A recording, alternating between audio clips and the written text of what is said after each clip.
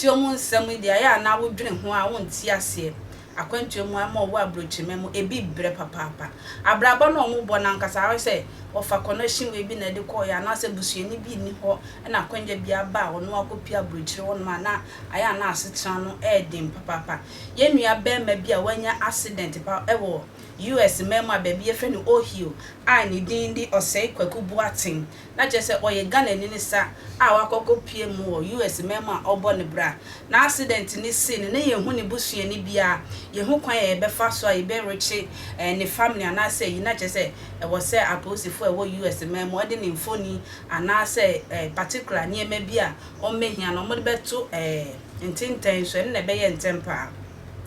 enti omo de ni mfoni ana say ni passport ana say driving license yeah omo de ni nyina ebetu gya na chese ni din no eye Ghana ni ba wahwere ne nkwa asese ade ye hwehwe no wo US memo a ye benya busuani bi ana say ye de amuni beba Ghana kura kosie no ayedi na we na ye nua ba bi a ono so ewa abrochi memo ehu information no ono so de to platform e de ne particulars na eto ne platform ono so e try say ankobe hu busuani bi ana sister e ka abrochi no mo fam a abrochi o ho na chese wuni ebusua anase wuni yonko bi a odo hu bebo na ayese nua abroche tra no eye ya papa ye yi se abroche tra eye sikasem ne koyie kakra na ensu aya no ma ye ankonam ni njanka ewo abroche memo yenkote nua ba ni owo de ma ye. He's involved in accident, right?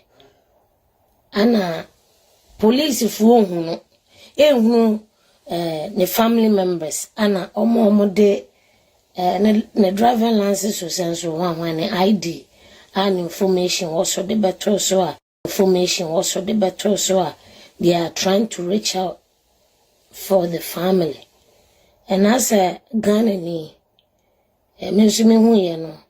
it touched my heart. Kroima away. Ubu ha ona na yere na mape oni abusuani bia oni obia akwantuo mu nsam messages ye nuanom bi omo Ghana nipa ni bebrete Ghana, but they think they know the rules and whatever in abrochire. There are some stuff where you cannot put it on the media. Yes, full be information to so. But this is whereby police and Kasa, they can't find anybody who is close to this individual. So this is the only way they can do. And when the police publish it and also post to such information like that, it's okay.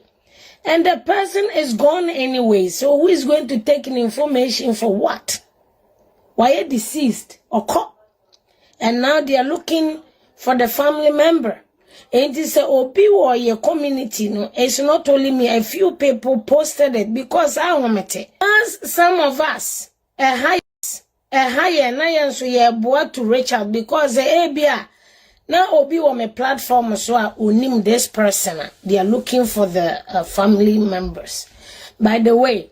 they said people that close to him, and we thank God. No knowing Krasa na yeren so during COVID no na yeren so afrimu inta sam na ahomete hwe kro we mu ahu wo abrochire kro pa na wonni abusuani wonni obia na asam to wa na se wo yare border dem chase kro we Entise fie abusuafo amowo fia entem bi wo na ba social media wo te Ghana pa kire se unim rules here sen yan yete ya asa kan wonu tumu na kro abrochire kro tena no ya peke nipa from strangers from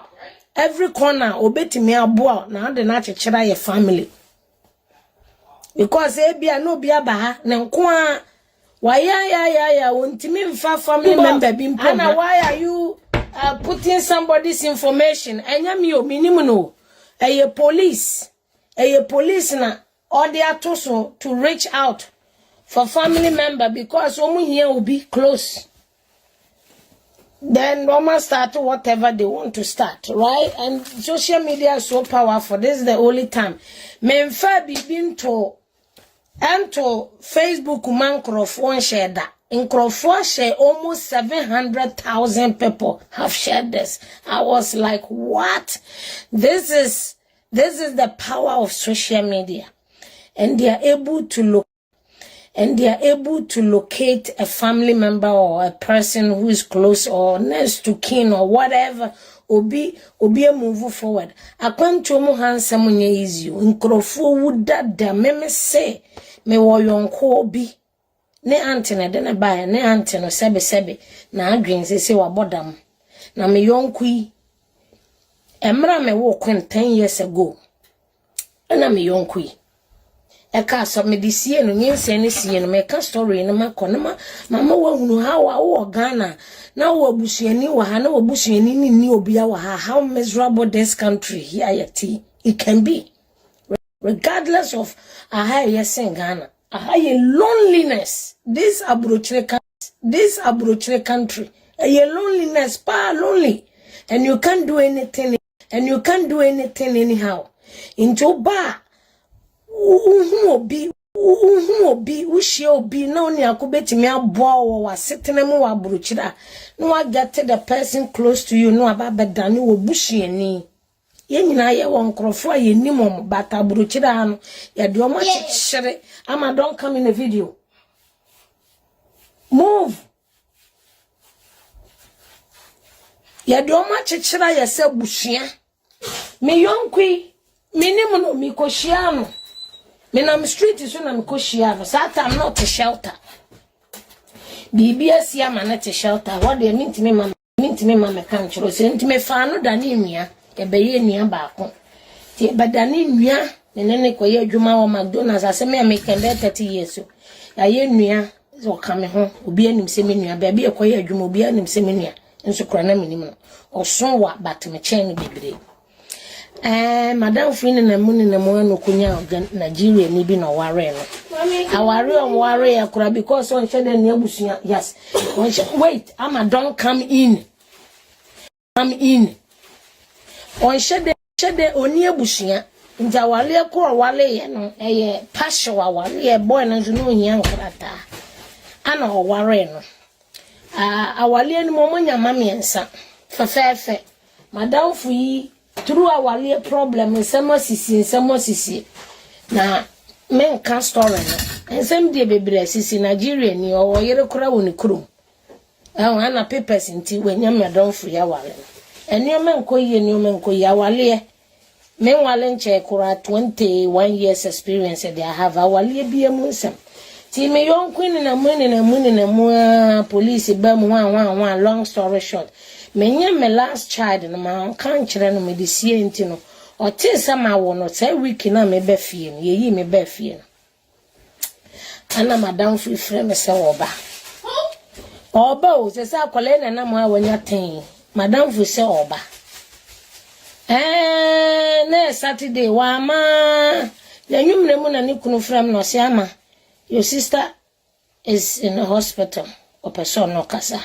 me ji phone na kasa o se ama nanka me bo ana akwa mu me betwa hwe this and this no knowing say o was a god stone or god bladder god stones ti o so koye surgery immediately me kan god stone mu ansa mo me nimu nyina kire no de ka kire ne say nyehu ti na ye day surgery ntima o mu hu koye mra next week we ya mra next week we ya na kofi enti me ne madam fiaka say abompa everything is all right. Obatampa Travel and Tour Express Consultancy for person ko Canada, US, Mexico, Australia, Misro. From Batampa na wonu mu eni nsawuso biara fa wakwampise mu a obekwa kodu nsawuso obakodu abrochi a isunsanso bia emra na sesikadie bia eni mo abakodu aye adwuma ko school akoye bibia pese oye bia frɛ Obatampa na omodo obakodu asomdwe ma wankasa wani baji ekwentua na mede ensembedo akra.